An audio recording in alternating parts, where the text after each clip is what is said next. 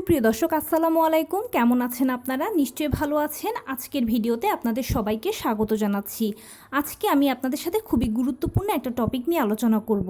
ডেলিভারির আগে ও পরে গর্ভবতীর জন্য থাকবে বিশেষ জরুরি গুরুত্বপূর্ণ কিছু পরামর্শ সম্পর্কে। তাহলে চলুন মূল ভিডিওতে যাওয়া যাক।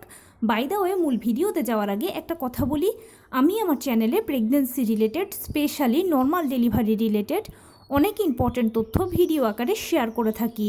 এই তথ্যগুলো আমার পার্সোনাল এক্সপেরিয়েন্স ও আমার ডক্টরের সাজেশন থেকে নেওয়া। তাই আমার চ্যানেলটিকে যদি একবার আপনারা ভিজিট করেন, তাহলে আপনারা আপনাদের প্রশ্নাতীত মনের অনেক প্রশ্নের উত্তর পেয়ে যেতে পারেন। আমন্ত্রণ জানাবো আমার চ্যানেলটিকে একবার ভিজিট করে দেখার জন্য। এবারে চলুন মূল আলোচনায় যাওয়া যাক। আমি শুরুতেই বলেছি আজকে আলোচনা করব গর্ভবতী মায়েদের জন্য থাকবে বিশেষ জরুরি গুরুত্বপূর্ণ কিছু পরামর্শ ডেলিভারির আগে ও পরে। তাহলে চলুন শুরু করি। প্রথমেই ডেলিভারির আগের কথা বলি। কথায় বলে নারীর পূর্ণতা মাতৃত্বে। আপনি যেদিন থেকে জানতে পারবেন যে আপনি মা হতে চলেছেন, ঠিক সেদিন থেকে যেন এই কথাটা একটু একটু করে পরিপূর্ণতা পেতে শুরু করে। আপনার অনাগত সন্তানকে নিয়ে আপনি বিভিন্ন ধরনের স্বপ্ন বুনতে থাকেন। সেই সাথে অনেক দায়িত্ব আপনার আছে। আপনাকে অনেক কিছু সময় মেনটেন করতে হয়, বিভিন্ন শারীরিক পরিবর্তনগুলোর সাথে লড়াই করতে হয়। এভাবে বিভিন্ন ব্যথা, কষ্ট, শারীরিক পরিবর্তন অনেক কিছুর সাথে লড়াই করে একজন মা দীর্ঘ 9টি মাসকে অতিবাহিত করে যখন তার সন্তানকে জন্ম দেন, তার সন্তানকে কোলে নেন, সন্তানের মুখটা দেখেন, তখনই মায়ের সব দুঃখ কষ্টগুলো একেবারে দূর হয়ে যায়। মা ভুলেই যান যে তিনি দীর্ঘ 9 মাস কিসের সাথে লড়াই করেছেন। এটাই আসলে নারীত্ব।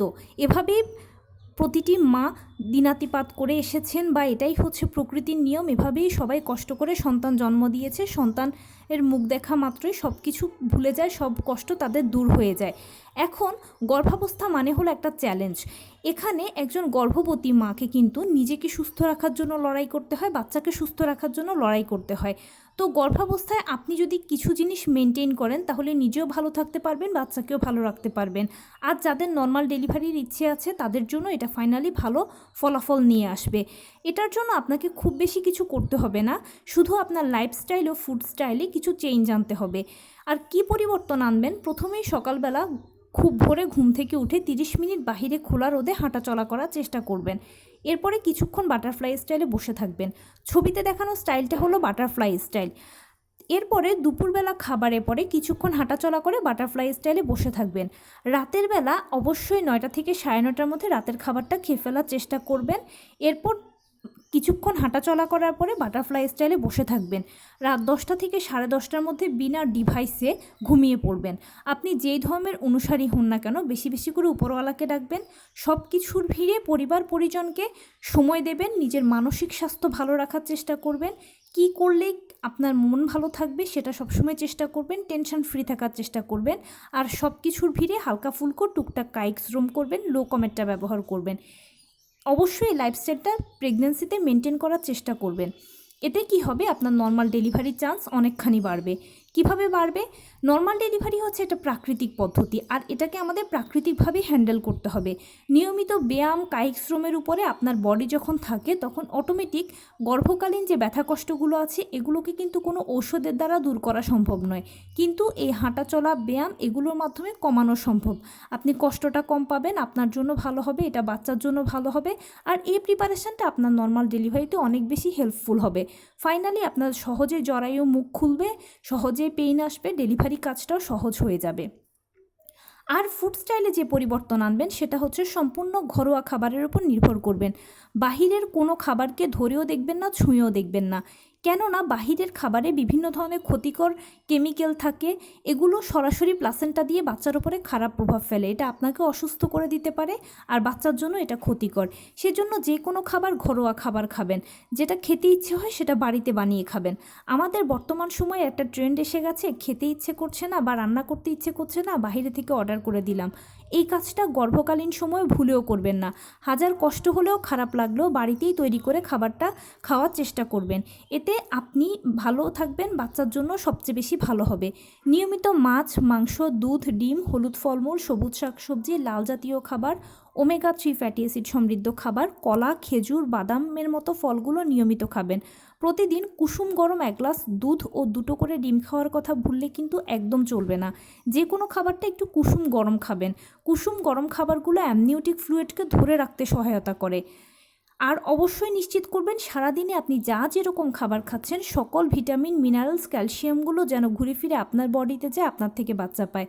আর মেক শিওর করবেন সিজনাল যে শাকসবজি, ফলমূলগুলো আমাদের দেশে পাওয়া যায় এগুলো যেন আপনার অবশ্যই খাদ্য তালিকায় থাকে।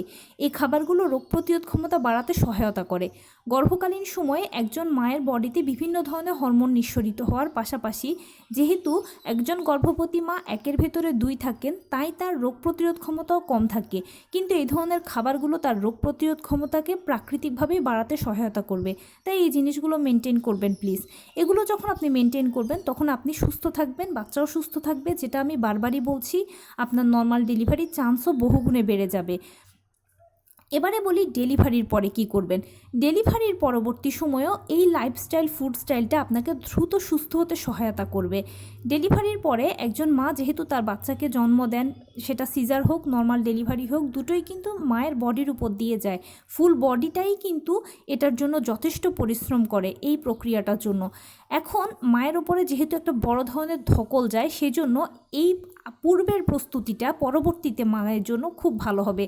নিয়মিত হাঁটাচলা, ব্যায়ামের ফলশ্রুতিতে মা যে কোনো ধকল সহজে অ্যাবসর্ব করে নিতে পারবে আর খাবার মাকে পর্যাপ্ত পরিমাণে শক্তি যোগাবে, যেটা ডেলিভারি পরেও মা সুস্থ থাকবেন মোটামুটি। এরপরে অবশ্যই নিজের যত্ন নেবেন। আমরা মেয়েরা বা আমরা মহিলারা একেবারেই নিজের যত্নের প্রতি আমরা কেয়ারফুল নই। আমরা সবসময় বাড়ির সকলের যত্নের প্রতি খেয়াল রাখি। প্রেগনেন্সি পিরিয়ডে অনেককে দেখা যায় যে পরিবারের সবার জন্য অনেক কেয়ারফুল থাকে, নিজের বেলায় তেমন একটা যত্ন নেই। এই কাজটা করা যাবে না, অবশ্যই মেনটেন করবেন আমি যেটা বলে এসেছি। আর প্রেগনেন্সির পরেও ডেলিভারি হয়ে গেছে এখন আর না মানলে চলবে, এই কথাটার উপরে কোনো বিশ্বাস রাখবেন না। অবশ্যই প্রেগনেন্সির পরেও আপনি নিয়মিত হাঁটাচলা করবেন, টুকটাক কায়িক শ্রম করবেন এবং সেই সাথে নিয়মিত পুষ্টিকর খাবার খাবেন। প্রেগনেন্সি পিরিয়ডটাকে আপনি যেভাবে সিনসিয়ারলি মেনটেন করেছেন, এখনও ঠিক প্রেগনেন্সির পরবর্তী সময়টাকে সিরিয়াসলি মেনটেন করবেন। আর এই সময়টাতে সিরিয়াসলি মেনটেন করাটা অতি আবশ্যক, কারণ আগে আপনার বাচ্চা আপনার বডি থেকে শোষণ করেছে, এখন আপনার বাচ্চা আপনার থেকে কিন্তু সরাসরি পাবে। আপনি যে খাবারটা খাবেন সেই খাবারটাই সে এখানে পাবে। সেজন্য অবশ্যই খাবারের ব্যাপারে এই সময়টাতে আপনাকে অত্যন্ত কেয়ারফুল থাকতে হবে। এখনও আপনাকে মেনটেন করতে হবে সকল ভিটামিন, মিনারেলস, ক্যালসিয়ামগুলো যেন ঘুরে ফিরে আপনার মধ্যে যায়, আপনার থেকে তাহলে বাচ্চা পাবে। কারণ বাচ্চার এই মুহূর্তে পাওয়াটা বা বাচ্চাকে দেওয়াটা সবথেকে বেশি ইম্পর্ট্যান্ট এবং আপনারও সুস্থ হওয়ার জন্য এটা সবচেয়ে বেশি জরুরি।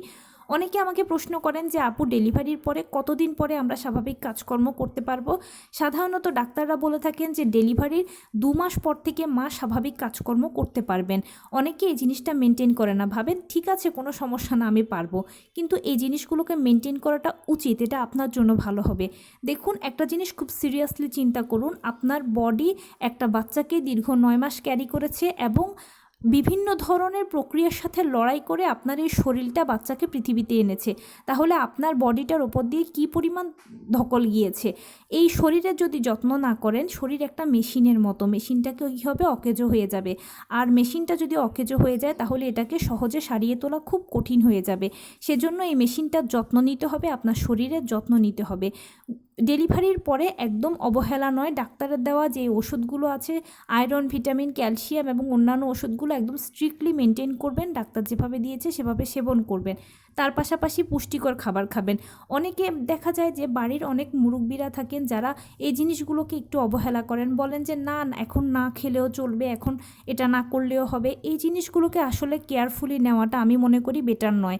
আপনাকে অবশ্যই নিজের যত্ন করতে হবে, বেশি বেশি করে পুষ্টিকর খাবার খেতে হবে, যেটা আমি বলেছি এটা আপনার জন্য, বাচ্চার জন্য এখন সবচেয়ে বেশি প্রয়োজন। আর হালকা ফুলকো হাঁটাচলা করবেন বাসায়, এতে কি হবে, আপনার শরীরটা একটা ব্যায়ামের উপরে থাকবে এবং সহজে সুস্থ হবেন। অনেক মা দেখা যায় যে বাচ্চাকে এই সময় যত্ন করতে করতে ব্যস্ত হয়ে যায়, নিজের যত্ন করা হয় না। কিন্তু অবশ্যই বাচ্চাকে সময় দিয়ে নিজেকে আপনার যত্ন করতে হবে। নবজাতক বাচ্চারা দেখা যায় যে কেউ রাত জেগে থাকে আর কেউ অনেক দিনে জেগে থাকে, মা ঘুমোতে পারেন না ভালোভাবে, যার ফলে এই সময়ও মায়ের বডিতে একটা হরমোনাল ইমব্যালেন্স হতেই থাকে আর মা অনেক বেশি দুর্বল থাকেন, অসুস্থ থাকেন। সেই জন্য ডেলিভারির পরেও টুকটাক হাঁটাচলা করা, অল্প স্বল্প কায়িক শ্রম করা এবং খাবারের কোনো বিকল্প নেই। এই জিনিসগুলো আপনারা স্ট্রিক্টলি মেনটেন করবেন প্লিজ। ডেলিভারির আগে তো অবশ্যই নিজের যত্ন নিতেই হবে, নেবেন, এবং ডেলিভারির পরেও নিজের যত্ন নেবেন, কারণ আপনার সুস্থ থাকাটা সবচেয়ে বেশি ইম্পর্ট্যান্ট। আপনি যখন সুস্থ থাকবেন তখন আপনার বাচ্চা ভালো যত্ন পাবে, আর আপনি যদি একটু অসুস্থ হয়ে পড়েন তাহলে বাচ্চাটারই সবথেকে বেশি কষ্ট হবে। তাই নিজের যত্ন নিতে হবে, বাচ্চার যত্ন নিতে হবে, এই জন্য নিজেকে সুস্থ রাখার জন্য চেষ্টা করতে হবে এবং কোনো হেলাফেলা করা যাবে না, এটা আমি করজোরে অনুরোধ করছি। আমাদের দেশে একটা বড় টেন্ডেন্সি আছে মহিলাদের মধ্যে, নিজের যত্ন করে না, এটা কখনোই করা উচিত নয়। তো এই ছিল আজকের ভিডিও। কেমন লাগলো বলুন? যদি ভালো লেগে থাকে ও হেল্পফুল হয়ে থাকে তাহলে প্লিজ লাইক, কমেন্ট, শেয়ার করতে একদম ভুলবেন না। আর সেই সাথে আমার চ্যানেলটিকে সাবস্ক্রাইব করার বিনীত অনুরোধ রইল। পাশে থাকা বেল আইকনটি ক্লিক করে দেবেন যেন আমি ভিডিও আপলোড করার সাথে সাথে আপনারা নোটিফিকেশান পেয়ে যান। যদি কোনো প্রশ্ন থাকে কমেন্টসে জানাবেন, আমি রিপ্লাই দেব। প্লাস যদি কোনো পরামর্শ থাকে যে কোন বিষয়ের উপরে ভিডিও বানালে আপনারা উপকৃত হবেন সেটাও জানাবেন। আমি আপনাদের পছন্দের সর্বোচ্চ প্রায়োরিটি দেব। ভালো থাকবেন, সুস্থ থাকবেন। আসসালামু আলাইকুম।